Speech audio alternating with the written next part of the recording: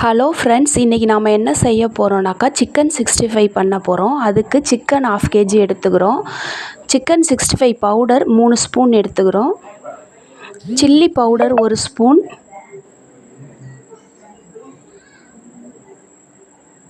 இஞ்சி பூண்டு paste 2 spoon, cornflour 2 spoon,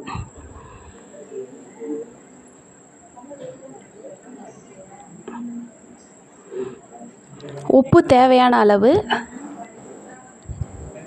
ஒரு எக்கு போட்டுக்கிறோம். அதில்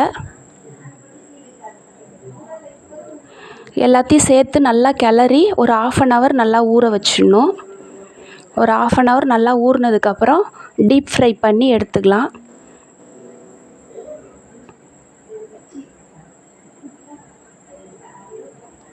ஒரு கடாயில் எண்ணெய் ஊற்றி எண்ணெய் நல்லா சூடானதுக்கப்புறமா ஊற வச்ச அந்த சிக்கன் 65 பொரித்து எடுத்துக்கலாம்.